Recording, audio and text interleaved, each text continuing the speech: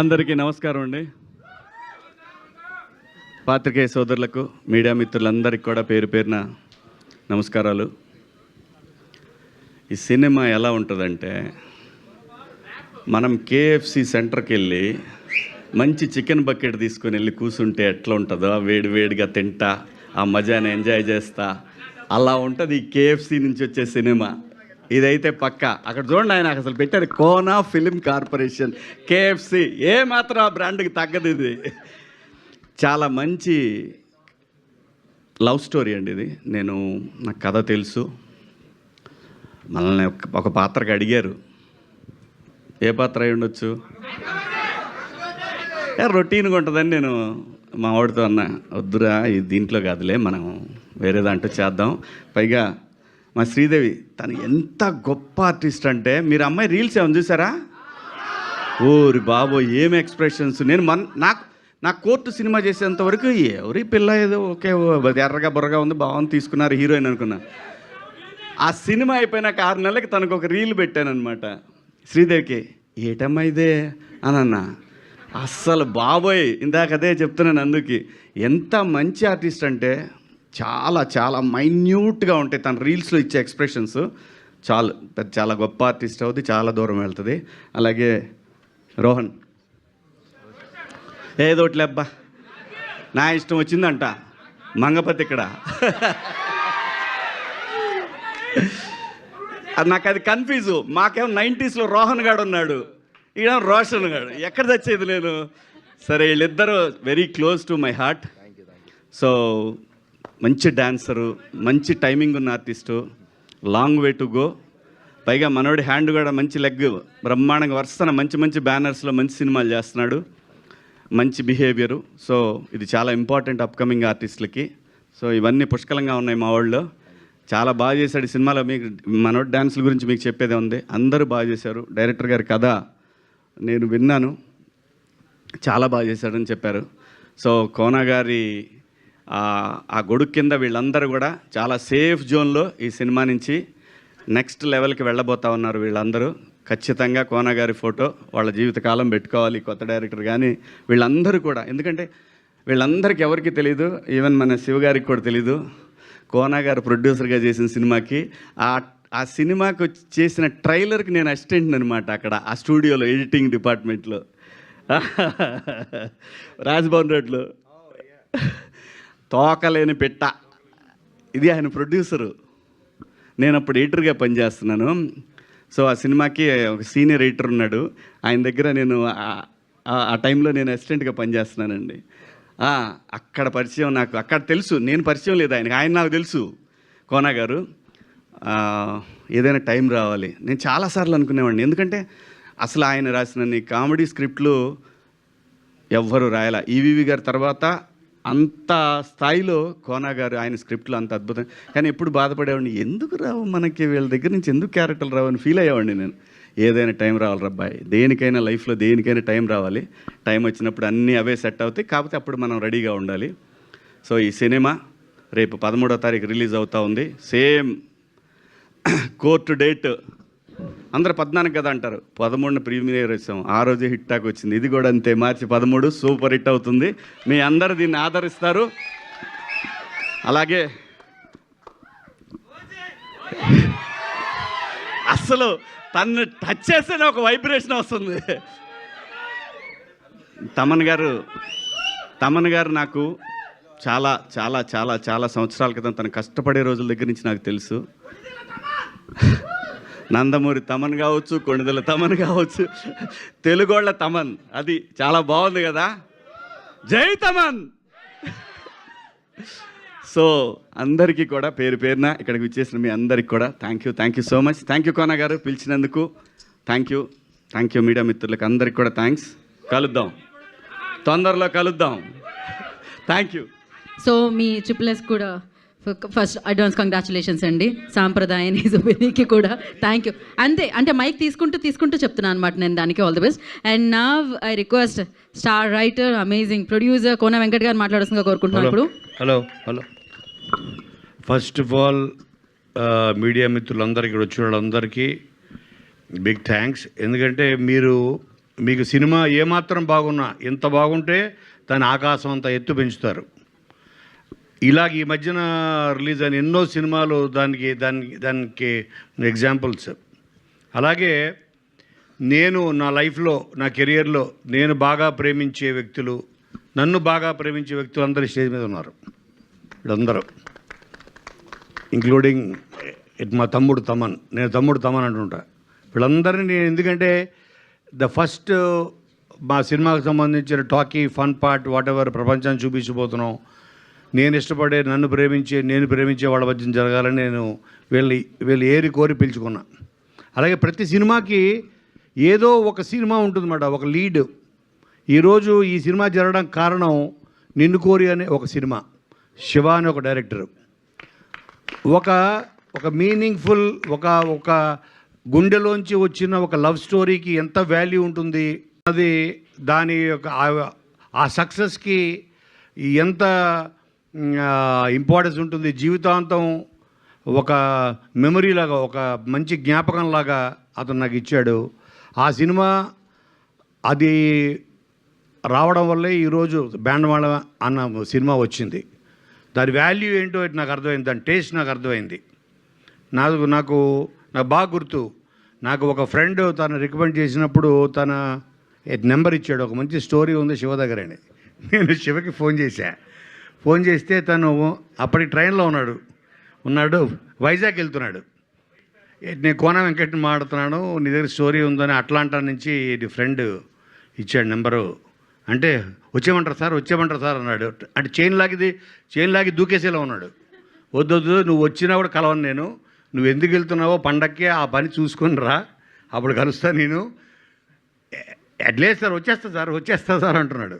అంటే అంత ఆకలి మీద ఉన్నాడు. తన ఫీలింగ్స్, తన ఎమోషన్స్, తను రాసుకున్న కథ ద్వారా అని ప్రపంచానికి చెప్పాలన్న ఒక ఆకలి మీద ఎంతోమంది ఉంటారు. అందరూ మనకు తగలరు. ఎక్కడో ఒకడు ఆ దేవుడు రాసిపెట్టి ఉంటాడు, నాలాంటి వాళ్ళని ఎంచుకుంటాడు. నీ ద్వారానే నీకు బాధ్యత ఇస్తున్నాను, ఒక మంచి డైరెక్టర్స్ని, మంచి దానివల్ల 100 కుటుంబాలు బాగుపడతాయి అని నన్ను ఆ దేవుడు ఎంచుకున్నట్టు ఫీల్ అవుతా. అలాగా తను నా ఆఫీస్కి వచ్చి, నా ఆఫీస్లోనే ఒక రూమ్ని బెడ్రూమ్ కింద మార్చేశా. అక్కడే ఉండి 3 నెలలు. ఆ తర్వాత వెళ్ళి నానికి చెప్తే నిన్ను కోరైంది. అది ఒక మెమరబుల్ ఫిలిం నాని ఫిల్మోగ్రఫీలో. ఈరోజు తన బర్త్డే కాబట్టి ముందు నేను ఆ సినిమా గురించి చెప్పాలనుకుని చెప్తున్నాను. అలాగే ఆ రోజు ఎలాగైతే తను నా ఆఫీస్లోకి వచ్చి తను చెప్పినప్పుడు ఆ జెన్యూనిటీ, తను నోటితో చెప్పట్లేదు, తన గుండెతో కథ చెప్పాడు నాకు. తన గుండెతోటి లోతుల్లోంచి అతను చెప్తుంటే కన్నీళ్ళు వస్తున్నాయి. అసలు ఇంత అద్భుతంగా ఏంటో ఒక ఇంతమంది మన మధ్యన ఉంటారు, ఎంతో కొద్ది మంది మీద ఆ ఫోకస్ లైట్ పడుతుంటుంది. ఆ ఫోకస్ లైట్ ఆగినప్పుడు మనకి వాడి వాల్యూ తెలుస్తుంటుంది, లేకపోతే తిరుగుతూ ఉంటుంది. అది అలాగే కొన్ని సంవత్సరాల తర్వాత మళ్ళీ నా దగ్గరికి వచ్చాడు శివ. సో నేను అదే అనుకున్నాను, సతీష్, అటు శివ ఇటు సతీష్. అలాగే ఒక ల్యాప్టాప్ వేసుకొచ్చి ఓపెన్ చేసి సాంగ్స్ పెట్టాడు, ఇది పెట్టాడు, నుంచున్నాడు, డ్యాన్స్ చేస్తున్నాడు, చెప్తున్నాడు. నాకు ఎగ్జాక్ట్గా మళ్ళీ ఇంకొక శివని చూసినట్టే ఉంది నాకు. అండ్ అదే హార్ట్ తోటి, అదే గుండెతోటి మళ్ళీ నాకు కథ చెప్పాడు. అదే బ్యాండ్ మేళం. అది చూసిన తర్వాత నేను ఒకటే అనుకున్నాను, ఎందుకంటే ఇది ఒక 10th క్లాస్ నుంచి ఒక డిగ్రీ ఫైనల్ ఇయర్ వరకు, ఒక ఇంజనీరింగ్ ఫైనల్ ఇయర్ వరకు జరిగే ఒక ఇద్దరు బావమర్దల ట్రావెలే ఈ లవ్ స్టోరీ. అన్ని లవ్ స్టోరీలో ప్రాబ్లమ్స్ ఉంటాయి, కాన్ఫ్లిక్ట్స్ ఉంటాయి. వీళ్ళ లవ్ స్టోరీలో ఉన్న కాన్ఫ్లిక్ట్ చాలా కొత్తది. అది మీకు సినిమా చూస్తేనే తెలుస్తుంది. లాస్ట్ 20-30 మినిట్స్ మిమ్మల్ని కట్టిపడేస్తుంది. ఇంత చిన్న పిల్లలు, నేను అనుకున్నాను ఈ కథ ప్రపంచంలో ప్రతి తెలుగువాడు చూడాలి అంటే అందరికీ తెలిసిన వాడు ద్వారా చెప్పాలి కదా. అందుకని నేను వీళ్ళిద్దరిని చూస్ చేసుకోవడం జరిగింది, రోషన్ అండ్ శ్రీదేవిని. ఐ నీడ్ బెస్ట్ యాక్టర్స్, ఆ ఏజ్ గ్రూప్ సూట్ అవ్వాలి, ప్లస్ ఆ పెర్ఫార్మెన్స్, ఆ క్యాలిబర్ ఉండాలి వాళ్ళకి. నవ్వించాలి, ఏడిపించాలి, అన్ని రకాల ఇది చేయాలంటే ఆ క్యాలిబర్ నేను వీళ్ళిద్దరిలో చూశాను. And thanks to Nani again, వీళ్ళిద్దరిని పరిచయం చేయడం వల్ల, వీళ్ళు ప్రపంచానికి పరిచయం అవ్వడం వల్ల నేను చాలా కాన్ఫిడెంట్గా, నేను ఎన్నో దాంట్లో చెప్పాను. చాలామంది అన్నారు నాని అంత గొప్ప యాక్టర్ అవుతాడు అని. చాలామంది కొంతమంది హట్ అయ్యారు. నాకు అర్థం కాలేదు, నానితో కంపేర్ చేస్తారేంటని. మనం మన లైఫ్లో ఒక గోల్ పెట్టుకుంటాం, ఫలానా అంత గొప్పోడు అవ్వాలి, నువ్వు ఇంత గొప్పోడు అవ్వాలని అంటుంటారు పేరెంట్స్. సచిన్ టెండూల్కర్ అంత గొప్ప క్రికెటర్ అవ్వాలని. అంతేగాని సచిన్ని తొక్కేమని కాదు అర్థం దానికి. సో ప్రతి వాళ్ళకి ఒక బెంచ్ మార్క్ ఉండాలి ఆ లైఫ్లో. నాకు తెలిసి తన పెర్ఫార్మెన్స్ చూసి తను పెట్టుకున్న బెంచ్ మార్కే నాని అనుకుంటున్నాను నేను. సో అందుకని like it's not a comparison, అది ఒక గోల్. అంటే ఇక దానికి మించి లేదని అర్థం, అంతకన్నా గొప్ప పొగడత ఇంకోటి లేదు. అలాగే మొన్న ఓ టీజర్ రిలీజ్ అయ్యి మేము చిన్న స్పెషల్ గ్లిమ్స్ వదిలాము. తమన్, నువ్వు చూసావు అది? అందులో ఏంటంటే తను మధ్యలో వెళ్ళిపోయి గర్ల్ ఫ్రెండ్స్ కన్నా చిన్నప్పటి నుంచి ఉండే స్నేహితుడు బెటర్ అని స్నేహితుడికి తాళి కట్టేస్తాడు హీరో. అది చూసి కొంతమంది కనెక్ట్ అయ్యారు ఒక సెక్షన్. సార్ మీరు మమ్మల్ని కూడా గుర్తించారు, గే లవ్ స్టోరీ చెప్తున్నారు అని. అరే నీకు ఎలా అర్థమైంది ఏంట్రా, ఇది గే లవ్ స్టోరీ కాదురా. అంటే ఇప్పుడు తాళి కట్టాడని ఆ నెక్స్ట్ డే పాల గ్లాస్ పట్టుకుని వెళ్తాడు లోపల రూమ్లోకి అని మీరు ఏదేదో ఊహించుకున్న కాదు. అది ఓన్లీ ఒక సింబాలిక్ జెస్చర్. అంటే మన చిన్నప్పటి నుంచి ఉండే స్నేహితుడు మనకి మధ్యలో వెళ్ళిపోయి మనల్ని ముంచి వెళ్ళిపోయే గర్ల్ ఫ్రెండ్స్ కన్నా మనకి ఫ్రెండ్సే బెటరు అని చెప్పడం అన్నది దాని ఉద్దేశం. సో కాబట్టి బ్యాండ్ మేళం డెఫినెట్గా మిమ్మల్ని అందరినీ, అంటే వీళ్ళు చాలా ఓ లేత టెండర్ లవ్ స్టోరీ ఇది. అండ్ దీంట్లో ఎస్పెషల్లీ నేను చెప్పాల్సింది సాయి కుమార్ గారి గురించి. నేను ఫస్ట్ కథ చెప్పించింది ఆయనకే. ఆయన చెప్పిస్తే నేను సతీష్ని పంపించే ఇంటికి పంపిస్తే ఆయన స్టోరీ విని ఆయన నాకు ఫోన్ చేశాడు, నీ దగ్గరికే ఎలా వస్తాయి కోన ఇలాంటి కథలు అని. నిన్ను ఎత్తుక్కుంటూ ఎలా వస్తాయి, లేకపోతే నువ్వు ఎత్తుక్కుంటూ వెళ్తావా, అవి నిన్ను ఎత్తుక్కుంటూ వస్తాయని. నేను చెప్పాను కదా, ఇది డిజైన్ ఆఫ్ గాడ్.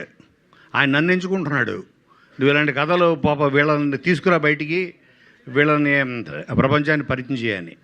అలాగే తర్వాత చెప్పించిన వ్యక్తి చంద్రబోస్. ఇప్పుడు మీరు విన్న ఆ సాంగ్ బెల్లం చుట్టూ ఈగ లెక్క అని. సో ఆ సాంగ్ అలాంటి 3 ఎక్స్ట్రాడనరీ సాంగ్స్ రాశాడు. అలాగే కాసర్ల శ్యాము. ఇలాగ ద బెస్ట్ టెక్నీషియన్స్ ఇవ్వాలి మన సతీష్కి అని నేను చేయగలిగినంత support, not only as a producer, క్రియేటర్గా, screenplay side, whatever the best టెక్నీషియన్స్ని ఇచ్చి రేపొద్దున ఈ 13th నాడు మీ ముందుకి తీసుకొస్తున్నాం. ఇది యాదృచ్ఛికంగానే అనుకోకుండా అదే రోజు అవ్వడం అన్నది కోర్టు, అది కూడా like it's design of the God. కాబట్టి మళ్ళీ అదే సక్సెస్ మీరు మళ్ళీ నా కోసం కాదు, మళ్ళీ ఈ యంగ్ టాలెంట్ కోసం, మళ్ళీ సతీష్ కోసం, అటువంటి ఎంతోమంది యంగ్ టాలెంట్ని మళ్ళీ మీకు పరిచయం చేసి మంచి కథల్ని మీకు పరిచయం చేసే నాకు ఆ శక్తిని, ఆ సక్సెస్ ఇస్తుంది అని నేను మనస్ఫూర్తి కోరుకుంటూ, మీరందరూ 100% దీని గురించి నెక్స్ట్ 10 years మాట్లాడుకుంటారు బ్యాండ్ మేళం గురించి అనే నమ్మకంతో మీరందరికీ మరొకసారి thank you so much. Thank you తమ్ముడు Thaman, thank you so much for coming. నువ్వు రావడం వల్ల ఇది చూసావా, ఇక్కడ కొంతమంది కొణిదలు అంటున్నారు, కొంతమంది నందమూరి అంటున్నారు, కానీ దీని మాత్రం నాకు ఎప్పటికీ